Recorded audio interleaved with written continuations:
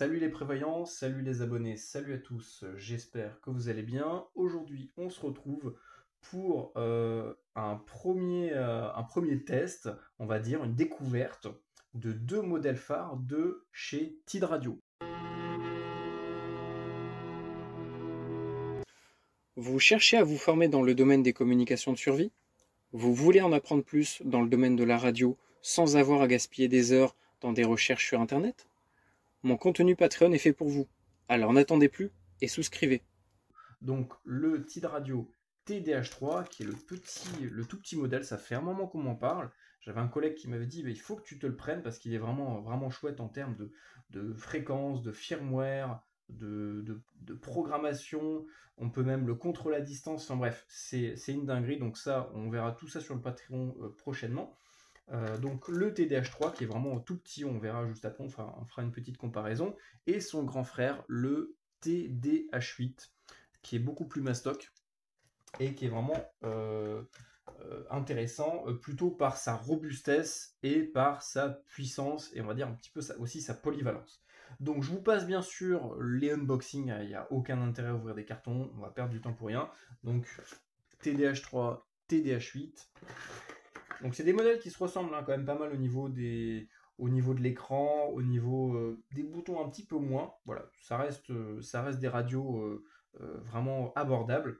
Donc dedans, bien sûr, vous avez, alors là, j'ai pas mis le deuxième socle, mais normalement, vous avez un socle par radio. C'est qu'en fait, je les ai pas mal baladés ces derniers temps. Je les ai reçus il y a un peu plus de 15 jours. Donc j'ai pas encore pu tester le TDH8. Le TDH3, j'ai déjà pu le prendre une fois sur le terrain, parce que je suis parti vadrouiller avec madame.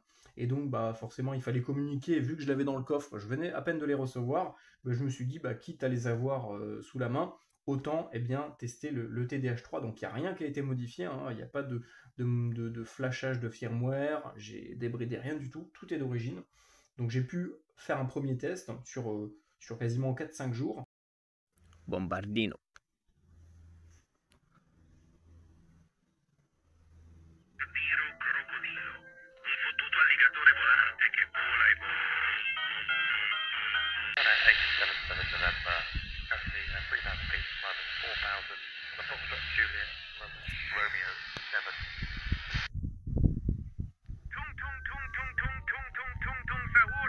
Anomali mengerikan yang hanya keluar pada sahur. Konon katanya kalau ada orang yang dipanggil sahur 3 kali.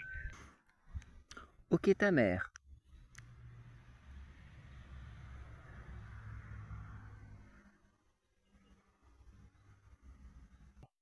Et ma foi, bah, c'est plutôt intéressant. Donc vous avez donc deux socles de charge. Moi j'en ai mis qu'un seul parce que le deuxième il est je sais pas où. De toute façon je m'en sers pas parce qu'il n'y a pas trop d'intérêt puisqu'on a des prises de charge à la fois sur les radios et à la fois sur les batteries. Ensuite on a bien sûr les câbles d'alimentation, voilà, classique, hein, USB-C.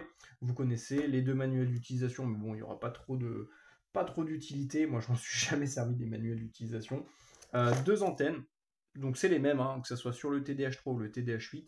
Vous avez deux antennes, enfin une antenne bibande à chaque fois, une pour chaque radio, qui font plus d'une quinzaine de centimètres, très flexibles. Donc ces petites antennes-là, hein, c'est des antennes exactement les mêmes que sur les Quansheng ou autres, hein, ça reste toujours la même fabrication.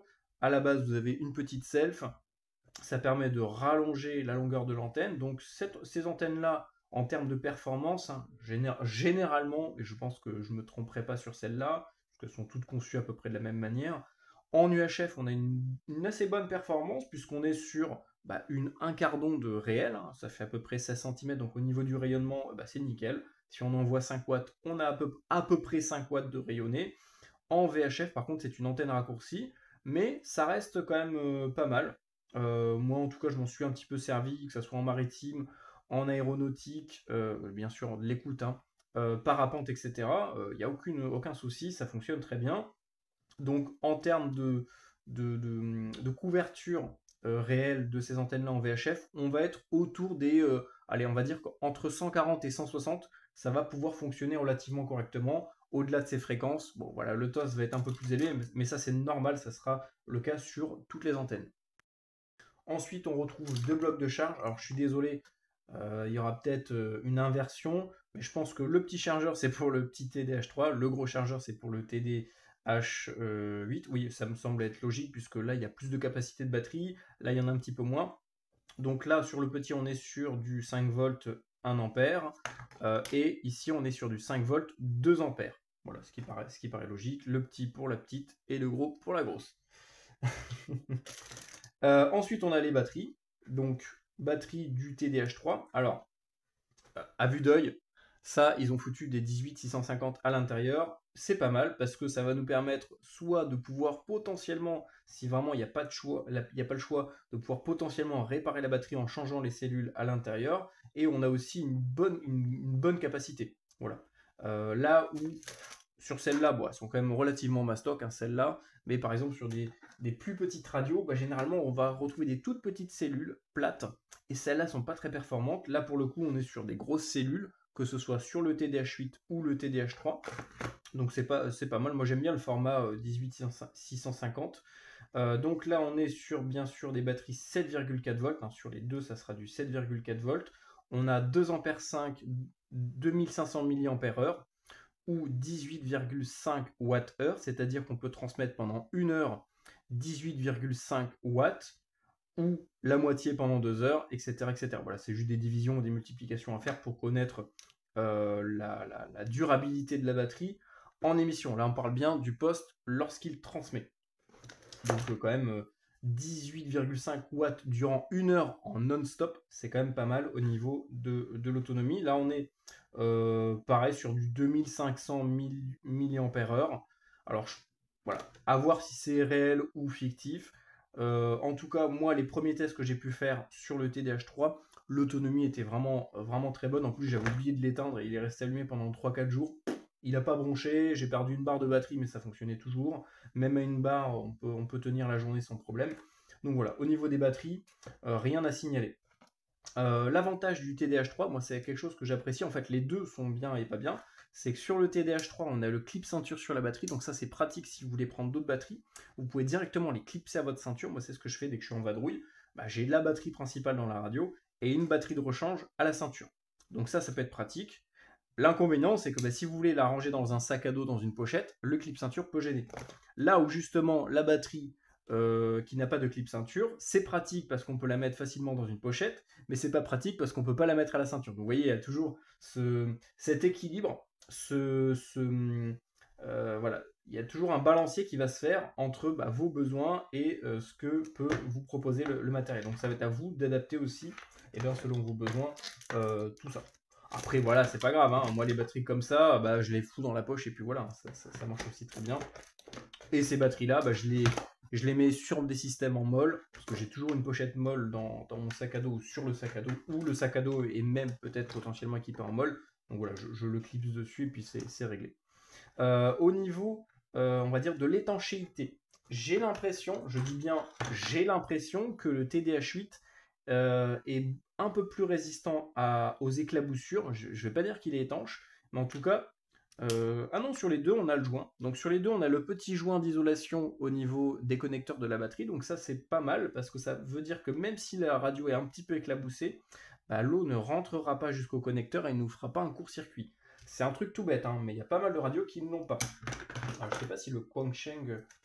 Vous voyez par exemple le Quansheng, lui il a pas ce petit joint. Donc si l'eau s'infiltre derrière la batterie, touche les bornes, là vous défoncez la radio, tout simplement. La radio est foutue. Donc ça c'est pas mal, les petits joints.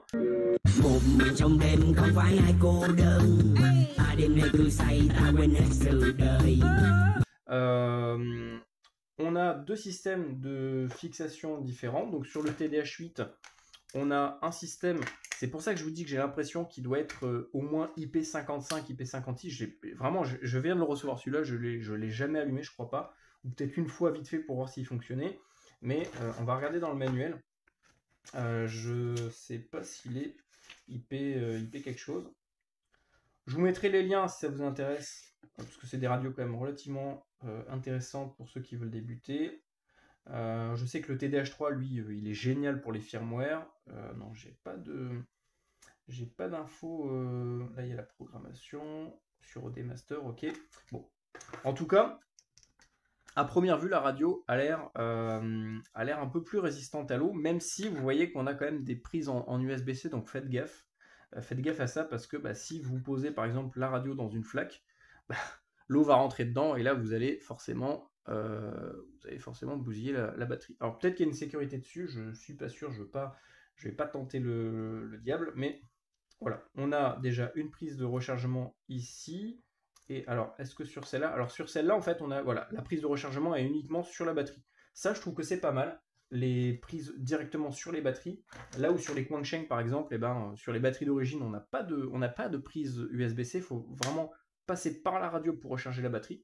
Ça, je trouve que ça peut être problématique. Surtout si vous êtes en mode voyage... grosse randonnée sur plusieurs jours, plusieurs semaines ou plusieurs mois, ou style évacuation, il va falloir faire une rotation de batterie. Et si vous utilisez votre radio sur votre sac à dos ou dans votre main, il faut que la deuxième batterie soit rechargée, enfin, il faut qu'elle soit en mode recharge. Il faut qu'il y ait le panneau solaire sur le sac à dos qui soit fonctionnel et qui recharge vos batteries pendant que vous marchez, etc. Donc, si le chargeur est sur la radio et pas sur la batterie, ça peut être problématique parce que vous n'allez pas pouvoir faire cette rotation correctement, et donc il va falloir attendre. Il va falloir soit tirer un fil jusqu'à la radio, mais ça va être chiant parce que vous risquez de péter le connecteur ou le câble. Donc le mieux, ça reste de quand même recharger sa deuxième batterie dans le sac à dos avec un câble directement branché dessus, et là vous êtes bon. Donc ça, c'est pas mal. On a la prise de rechargement directement sur la batterie, par contre on ne l'a pas sur la radio. Au niveau des touches, on a un gros PTT qui est vraiment hyper agréable. C'est pas comme sur les vieux Baofeng V5R où le doigt, tu finissais avec un doigt enflé comme ça parce que le bouton, il y a 10 tonnes de pression pour le déclencher. On a 2 boutons programmables ici. Ce qui est bien, c'est que au toucher, c'est tout bête, hein, c'est des détails, hein, mais au toucher, vous voyez qu'il y a une différence. Ici, ça dépasse, il y a un petit point au milieu, un petit repère un peu comme pour les aveugles. Donc ici, il y a un petit point, et ici, il y a un petit creux. Pourquoi ils ont fait ça? Tout simplement parce que si vous passez votre doigt dessus, vous savez sur quel bouton vous êtes. Si vous sentez le creux, c'est le deuxième. Si c'est la pointe, c'est le premier. Tout simplement. Donc ça, c'est pas mal. On n'a pas le souci sur le TDH3. Pourquoi? Parce qu'en fait, on a 2 PTT. Ça, c'est le PTT pour le VFO du haut et le PTT pour le VFO du bas. On a un bouton programmable. Voilà. Donc il n'y a pas besoin de savoir sur lequel vous êtes, puisque il n'y en a qu'un seul. Voilà. Les deux autres, c'est les PTT, et ils sont quand même relativement gros. On les sent directement. Alors ensuite, au niveau des socles de charge, USB-C, ça c'est cool. Il n'y a pas besoin d'avoir des adaptateurs 12 volts, etc. comme c'était le cas il y a quelques années. C'était super chiant parce que fallait toujours avoir le bon câble, le bon embout, le machin. Là, USB-C, c'est réglé. Mais bon, on va pas trop s'en servir. Le mieux, je vous recommande de passer directement par la radio. À part si ça sera plutôt pour une entreprise, ou si par exemple vous voulez vous mettre le socle dans le véhicule pour recharger la radio, ou une deuxième batterie pour faire une rotation. Bon, à la rigueur, servez-vous-en, mais bon, moi je vous conseille pas forcément de le prendre. Ou alors ça peut servir pour charger d'autres appareils. Tac. Donc ensuite, voilà, au niveau des boutons, après on retrouve le classique, le petit clavier pour la reprogrammation, les raccourcis. Donc là, vous faites tout simplement, si dans le menu vous voulez le step, c'est 1, power 2, etc. Donc c'est pour avoir les accès vers les réglages les plus importants, les plus essentiels. Alors, attendez, je refais la netteté parce qu'il part tout le temps en cacahuète. Le bouton de verrouillage, on peut bien sûr verrouiller la radio, comme n'importe quelle radio. VFO-MR pour basculer du mode mémoire au mode fréquence. BL, je ne sais pas ce que c'est. AB, c'est pour basculer du VFO du haut au VFO du bas, parce que là, pour le coup, on n'a pas de PTT, donc il va falloir sélectionner le VFO sur lequel vous voulez transmettre. Alors, c'est bien parce que vous ne pouvez pas vous tromper. Si vous êtes sur A, ça transmettra forcément sur A, et B forcément sur B. Par contre, l'inconvénient, c'est que si vous voulez changer de VFO, faut soit bien reprogrammer la radio pour qu'elle réagisse correctement selon la réception des signaux. On peut tout à fait se caler sur A, et si ça reçoit sur B, on peut avoir par exemple 5 secondes de délai pour répondre dessus sans avoir à faire A, B en permanence. Donc vous pouvez verrouiller la radio. On le reverra ça dans une autre vidéo. Voilà, là pour le coup, le TDH3, lui il a 2 PTT, donc vous pouvez tout à fait basculer de l'un à l'autre directement. Je trouve ça un peu plus pratique. Au moins, il n'y a pas besoin de regarder. Vous savez que là c'est en haut, là c'est en bas. Et c'est tout. Alors au niveau du poids, là on est vraiment du simple au double, sans déconner. Le TDH3 il est minuscule, je sais pas si vous vous rendez compte, mais je n'ai quasiment jamais eu un portatif aussi petit. Je crois que Tom l'an dernier, on s'était vu, et je crois qu'il était venu voir la patrouille de France avec nous. je crois qu'il avait ce TDH3. Je crois bien, hein, il m'avait montré une toute petite radio, et je crois bien que c'était celui-là. Il y a des trucs qui sont autour de nous, ils vont profiter du... Ouais, ils vont profiter de la terre.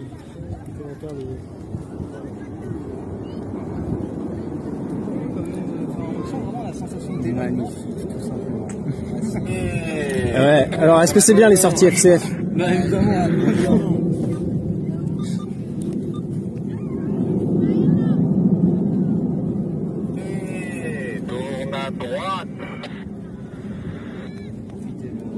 Ensuite, on a toujours le classique, la classique LED, voilà, qui peut toujours dépanner. Pour le coup, sur le TDH3, on a deux voyants différents qui vont pouvoir nous indiquer, soit si c'est sur le premier ou le deuxième VFO qu'on reçoit ou qu'on transmet. Donc ça, c'est pratique pour avoir visuellement déjà une idée de qu'est-ce qui se passe et où est-ce que ça se passe. Là, on n'en a qu'un seul, mais on a un bouton programmable pour l'urgence ou pour... voilà, généralement, ça va être pour le mode balise de détresse.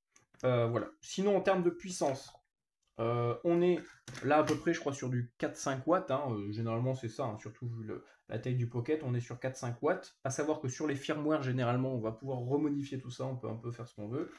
Lui, il va monter plus haut en puissance, mais il va aussi pouvoir descendre un peu plus bas. D'origine, je crois que c'est 0,5, 5 watts et 10 watts.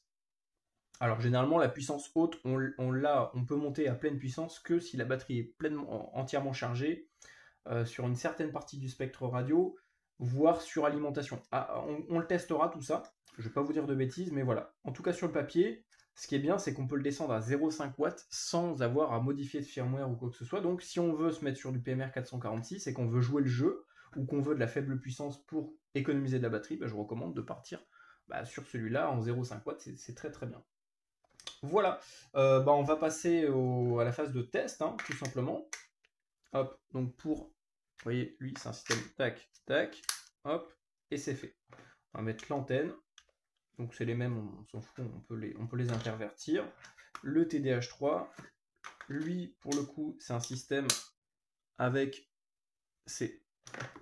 Lui, c'est un système qu'on retrouve généralement sur les radios étanches, vous voyez, comme par exemple sur le... ah non, pas sur celui-là. Mais je sais que moi j'ai certaines radios étanches où il faut enlever, ou sur les VX, ISU VX, etc. On peut retrouver ce système de pression. Et la batterie, franchement, ne bouge pas. Là, vous êtes sûr qu'elle ne bougera pas. Donc voilà. Et ici, ça va être un système avec un petit bouton que vous allez baisser. Tac. C'est super simple. Hein. On l'insère, on pousse, et c'est bon. Au niveau de la charge, je ne l'ai pas dit.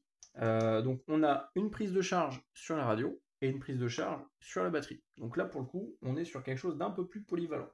En termes d'utilisation, moi je dirais que le TDH8 il va être plus fait si vous cherchez une grosse radio bien mastoc, plutôt faite pour, je sais pas moi, du secourisme, ou des trucs vraiment où il faut une radio qui encaisse, parce que ça se voit que c'est une radio qui peut encaisser, qui peut en prendre dans la gueule.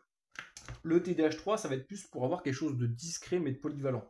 Même si on reste sur la même autonomie en termes de batterie. Mais voilà, ça c'est une radio si vous cherchez plutôt un truc compact. Alors, pour vous donner un ordre de comparaison, on est un peu plus petit que le Quansheng. On est par contre un peu plus épais parce que la batterie est beaucoup plus grosse. Mais ça reste quand même une radio extrêmement légère, extrêmement compacte. Là, on est à plus de 300 grammes. Je pense qu'on est à 350 voire 400 grammes. C'est quand même relativement mastoc. À mon avis, ils l'ont bien renforcé. Celle-là, on est sur plutôt du 250-300 grammes. Voilà. Donc, si vous cherchez vraiment la légèreté, moi, je vous recommande de partir sur le TDH3. Par contre, vous voyez qu'on n'a pas de bouton d'urgence. On va pouvoir peut-être le programmer, je sais pas, je pense. Hein, on va pouvoir le programmer sur une des touches qui sont ici. Autre petit truc que je viens de remarquer et qui peut également potentiellement vous servir, c'est que vous voyez sur le petit TDH3, on a un petit marquage multibande amateur transceiver. Et ça, je pense que si jamais, bon, c'est très rare, hein, mais si jamais on vous contrôle, si vous dites que c'est une radio amateur, là pour le coup c'est marqué. On peut pas dire non, c'est pas une radio amateur. Pour le coup, c'est une radio vendue en tant que radio amateur. Si je me trompe pas au niveau non, là ils l'ont pas marqué. Mais au niveau des fréquences, en fait, on est donc pareil, hein, VHF, UHF, hein, traditionnel, 136, 174, 400, 470, 480. On peut en plus de ça faire, si je ne me trompe pas sur le TDH3, on peut bien sûr faire la bande aéronautique en AM, donc c'est-à-dire que la radio peut recevoir de l'AM. Et je suis pas sûr, mais je crois qu'on peut descendre par défaut assez bas en fréquence. Bon, on va tester.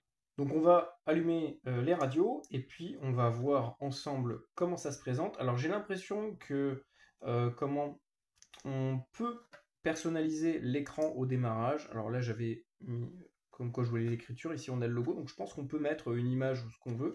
On peut le personnaliser, ça c'est chouette. Au niveau de l'interface, on voit que sur les deux radios c'est similaire par défaut, hein, on est à peu près sur le même truc. Hein. Donc là, en bas, on a nos deux fréquences, donc notre double veille, avec notre sélecteur à chaque fois qui va nous indiquer, sur quoi on est. Donc là, on voit qu'on est sur le canal 9, hein, 446 10625, le canal d'urgence, de veille, etc.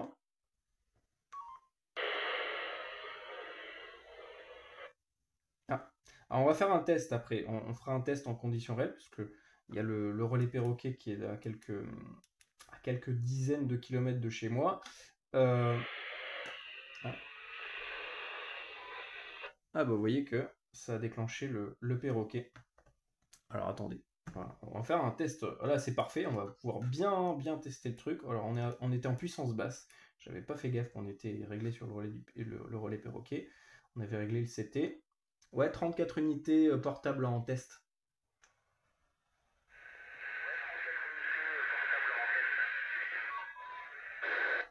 Alors là, à savoir que je suis avec l'antenne d'origine, le petit pocket, tout à l'heure ça avait déclenché avec 1 watt. Et on voit que malgré ça, la communication passe. Alors c'était pas prévu, hein, vraiment, je vous jure que c'était pas du tout prévu qu'on puisse communiquer avec mon collègue, c'est 3410. Ouais, affirmatif, salut 3410, 34 unités, Yvan, là je suis en train de tester des petits TID radio.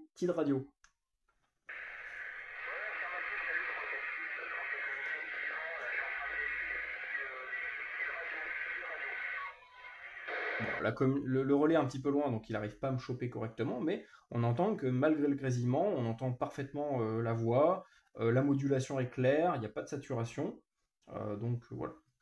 Alors, je vais désactiver le CT après, parce que sinon ça va faire que déclencher pour les tests.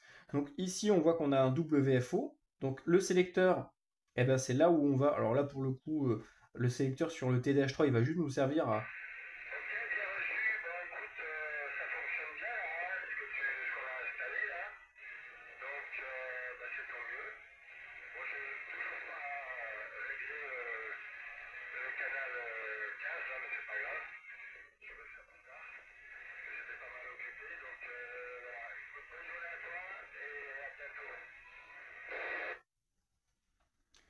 Ouais, bonne journée également. Je me resignalerai tout à l'heure, là je suis occupé. A plus.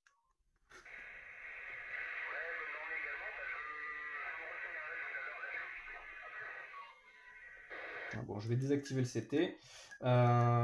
Tac. Alors la puissance, où elle est, je sais plus. Non, voilà, c'était le CT, pardon, que je voulais. Je vais mettre 0. Au moins on est sûr de rien.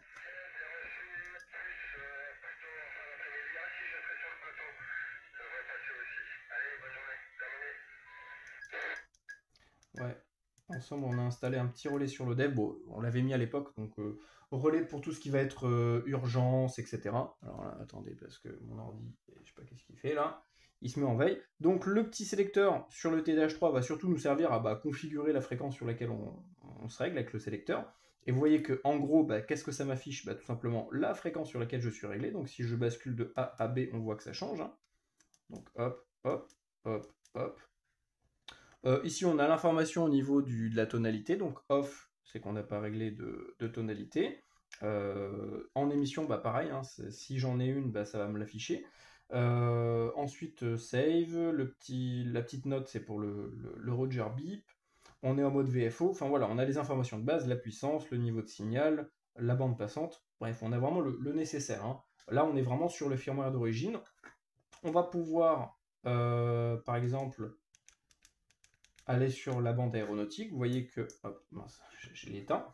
Donc là, par exemple, je me mets sur l'aéroport de Béziers. Par contre, si vous voulez écouter l'aéronautique, il va falloir activer AM band, puisque sinon il va rester je crois que non, ça désactive tout simplement la bande aéronautique, mais voilà, là il comprend que c'est de l'AM. Donc on voit que là, par exemple, on entend l'aéroport de Béziers. Voilà. On peut bien sûr pas transmettre sur la bande aéronautique. Si je descends en dessous, par exemple, si je tape 51.51, non, ok, alors 0,51, 510, est-ce que je peux aller sur la bande des 50 mégas? Voilà, on peut y aller, mais la transmission est bloquée, on est vraiment, je pense, bridé sur la bande amateur. Si je teste 0,27, 0,65, donc le canal, on peut descendre sur de la CB. Est-ce qu'on va tester plus bas, 18.000, on peut. Et après, ouais, voilà. En fait, le minimum auquel on peut descendre, c'est 18 mégas. Et après, 107.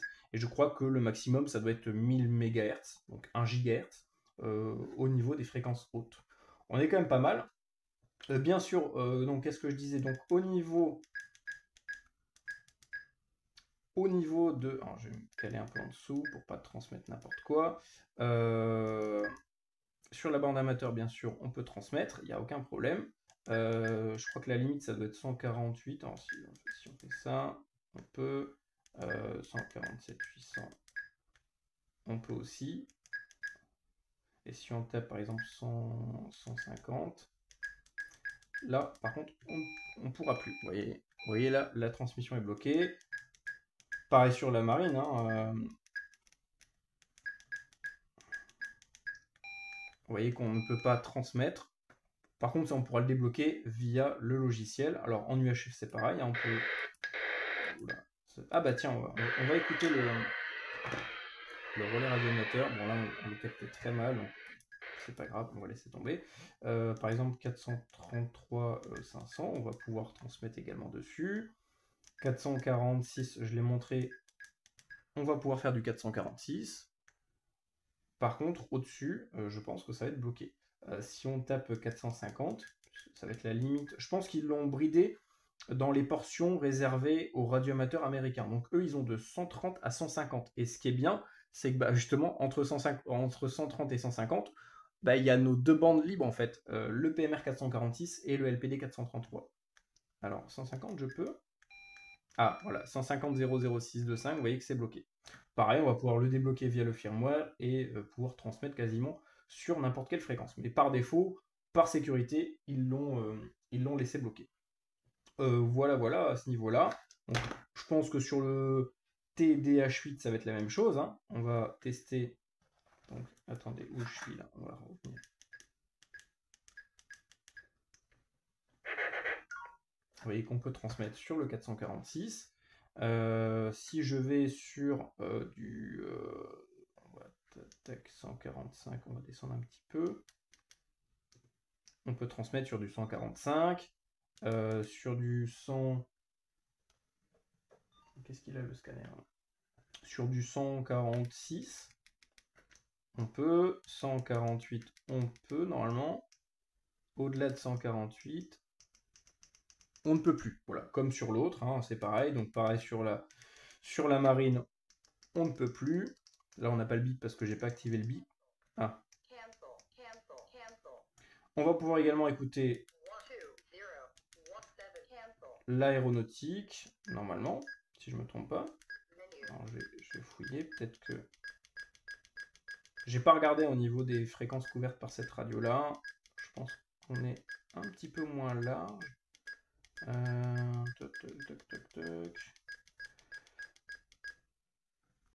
Alors je viens de regarder dans le manuel d'utilisation du TDH8.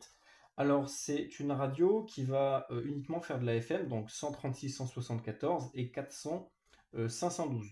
Donc c'est un petit peu ce que je vous disais tout à l'heure. Cette radio-là va plutôt être faite pour être une radio, on va dire, opérationnelle, c'est-à-dire une radio qui va pas faire 10 milliards de trucs, mais qui va bien faire ce qu'elle a à faire, c'est-à-dire transmettre et recevoir des communications dans un environnement voilà, qui peut parfois être un peu extrême, donc résister un petit peu aux éclaboussures potentiellement, hein, ça sera à vérifier. En tout cas, voilà, c'est un truc assez solide avec une grosse batterie, donc ça va être vraiment une radio plus orientée communication opérationnelle, tactique, secours, là où le TDH3 va plutôt être une radio, on va dire, une sorte de mini récepteur large bande, qui va également pouvoir couvrir la bande aéronautique, la CB et autres. Voilà. Donc en fait, c'est deux radios qui vont répondre à deux besoins, on va dire, un peu différents. Là, on va être plus sur quelque chose de rustique, simple, d'efficace, d'opérationnel et de puissant, parce que là, on peut monter jusqu'à 10 watts. Là, on va être plutôt sur quelque chose d'un peu plus polyvalent, un peu plus compact, qui va un petit peu tout faire, mais avec un peu moins de puissance en termes de transmission et de haut-parleur, puisque là, on est sur un très gros haut-parleur. Là, on est sur un plus petit haut-parleur. Je ne me répéterai jamais assez, les radios, c'est comme les voitures, selon vos besoins, la radio va changer en fait, hein. Il n'y a pas de radio ultime, il n'y a pas de voiture ultime. Si vous roulez en ville, vous n'allez pas prendre un 4x4. Si vous roulez en campagne, vous n'allez pas prendre une voiture de citadin. Voilà, c'est tout à fait logique. Donc il faut concevoir le choix de votre matériel exactement de la même manière. Voilà en termes un petit peu de ce que ça donne. On va faire un petit test en modulation. On l'a fait juste avant avec le TDH3. On a vu que la modulation était relativement bonne, hein. On est passé par un relais qui est à au moins 20 km. Donc il est dans le secteur de l'EDF, c'est justement mon collègue qui l'héberge. Et là je suis dans la maison, j'avais réussi à le déclencher avec 1 watt. Donc c'est quand même pas mal. On va tester cette fois-ci avec cette radio. On va faire un petit test de comparaison via le relais. Je vais d'abord tester en puissance basse, donc c'est-à-dire 0,5 watts. Alors, moi, je vais pas régler en... Non, c'est pas ça, c'est en CTCSS, donc 74.4. On va d'abord tester en 0,5 watts, voir si on arrive à déclencher le relais. Donc on voit qu'on est avec les mêmes antennes, hein. Et puis après, on va monter en puissance. On va faire aussi un petit test de modulation, juste pour voir si ça déclenche. Ok, on a réussi à déclencher le relais. Alors là, il y avait l'autre radio qui balançait du son. On va retester. Ok, bon, c'est pas non plus énorme, mais on arrive à le déclencher. Alors, on va monter un petit peu la puissance. Donc vous voyez l'avantage des raccourcis en bleu, c'est que si j'ai besoin d'aller à la puissance, je fais menu TX Power, et vous voyez que je suis dans le bon menu. Je valide, donc là je suis en 0,5, on va monter en 5 watts, puissance mid.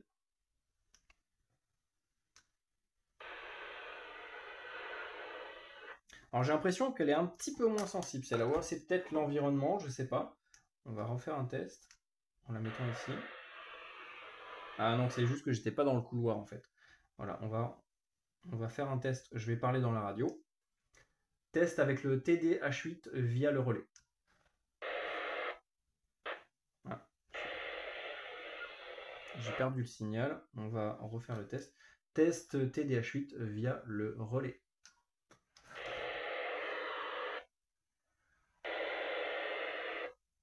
Ah, vous voyez que non, j'arrive pas à l'accrocher. On va tester en puissance haute, parce que là c'est pas un souci. C'est peut-être le squelch, attendez, c'est peut-être juste mon squelch qui est mal réglé, parce que j'ai rien réglé dessus, hein. D'origine, j'ai rien touché.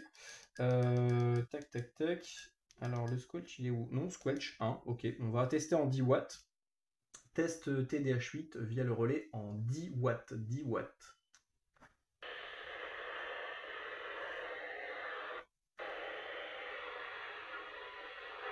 Ok. Bon, le gain en réception est un petit peu moins fort. Je pense qu'on peut potentiellement le régler.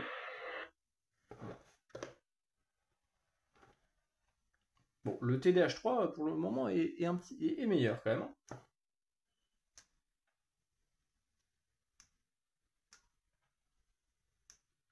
Test TDH8, 10 watts.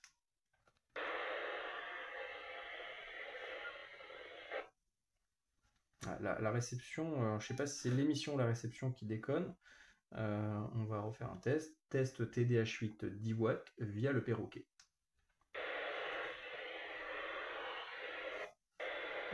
Non, on n'arrive pas à l'accrocher. Ok. Bon, le TDH3 fonctionne mieux. Voilà, c'est le premier crash test. Pour voir en fait les performances du matériel, déjà en réception, c'est tout simple. Vous voyez, comme là, on a les mêmes antennes, eh ben, on fait un test de comparaison. On se met au même endroit, et on écoute la même fréquence. Et on voit, bah tiens, là, on arrive à recevoir assez clairement la communication, là, un petit peu moins bien. Bon, on est vraiment à la limite, hein, donc ça se joue sur pas grand-chose. On retestera ça en extérieur, sur un point haut, dans des meilleures conditions, parce que là, je suis dans à l'atelier, donc, enfin au bureau. Donc voilà. Mais sinon, bah, on arrive quand même à le déclencher, même avec 0,5 watts. Maintenant, on va faire un petit test de modulation entre les radios. Alors là, on va redésactiver le CT pour pas que ça foute le bazar. Donc, moi j'avais mis un petit Roger Beep. Donc, test de modulation du TDH8 sur le TDH3. Alors attendez, je baisse un petit peu. Test modulation, là je suis à 5 cm. 5 cm du micro, la modulation est très percutante. Ok. On va tester dans l'autre sens. On va maintenant voir ce que le TDH8 vaut en qualité en qualité son. Alors attendez, juste je désactive bien le CT sur celle-là pour pas que ce soit le bazar. Ok, c'est bon, on n'a pas le CT. Test modulation du TDH3 vers le TDH8 pour la qualité audio. Non, franchement, c'est super propre. Si on monte un peu plus, ah ouais, là ça envoie du pâté. Ouais, c'est vraiment une radio qui est faite, voilà, pour si vous cherchez quelque chose de solide, de puissant, que ce soit en termes de haut-parleur ou de micro, parce que la modulation est percutante au niveau de la puissance d'émission de la radio. Bah là, franchement, vous êtes sur quelque chose de bien costaud. Ok, alors, on va refaire un petit test. Donc là, je module avec le TDH3. Pareil, je suis à peu près à 5... alors, attendez, parce qu'il y a le scanner derrière qui fait un petit larcin. Ok, là, je suis, pareil, à 5 cm du micro. Il y a un petit vrombissement, mais parce que je suis collé. Non, franchement, c'est nickel, c'est propre. Vraiment, la modulation est super clean. Là-dessus, il n'y a rien à dire. Voilà. En réception, le TDH3 est légèrement meilleur. Peut-être que c'est juste un souci de réglage, hein, parce que d'après ce que j'avais compris, on peut régler le gain en réception sur le TDH8, donc je pense qu'on peut sur le TDH3, pardon. Donc je pense qu'on peut le faire sur le TDH8. Voilà. Donc c'est deux radios différentes qui répondent à deux besoins clairement différents, polyvalence, on va dire compacité, le fait que ça soit compact, discret. Et là, on est sur quelque chose qui est moins polyvalent, mais plus solide et plus puissant. Voilà, donc il y en a un petit peu pour tout le monde. Ça reste vraiment des radios très abordables. Faut quand même dire ce qui est. Aujourd'hui, c'est juste extraordinaire les possibilités que des petites radios comme ça nous offrent pour le prix que ça vaut. Et encore, dès que j'ai commencé la radio, dès que les premiers Baofeng sont sortis, bah, avant ça, c'était des radios qui valaient 152, 300 euros. L'avantage aujourd'hui, c'est que pour voilà, moins de 100 balles, on peut déjà avoir quelque chose de très solide. Voilà. On testera tout ça sur le terrain une prochaine fois. Pour les abonnés Patreon, on va vraiment creuser en profondeur le TDH3 pour voir tous les firmware, les machins, les logiciels, parce qu'apparemment, il y a pas mal de trucs qui existent. Il n'y a pas beaucoup d'infos à ce niveau-là en français, même en anglais, je trouve. Hein, c'est assez pauvre sur Internet. Alors que c'est une radio qui aujourd'hui peut détrôner, à mon avis, le Quansheng, même s'il y en a d'autres qui arrivent encore sur le marché et qui sont encore plus polyvalentes. Mais celle-là, franchement, en termes de poids et de volume, c'est juste un truc de fou. Voilà, vraiment, c'est imbattable. C'est ultra polyvalent. Et vous avez vu que la qualité est franchement nickel. La sensibilité est vraiment nickel.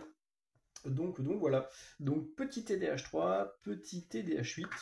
Je vous dis à très bientôt. Si vous voulez soutenir la chaîne, il y a le Tipeee. Ceux qui veulent vraiment aller plus en profondeur dans le monde de la radio, de la préparation, il y a le Patreon. Ça me permet de soutenir mon travail. Passez par les liens en description. Je vais voir pour peut-être vous trouver des codes de réduction. C'est pas sûr, mais voilà. Donc passez par les liens en description de la vidéo. Et je vous dis à très bientôt. Posez vos questions, vos suggestions, etc. etc. Allez, salut à tous. Et comme dit le tonton, stay safe.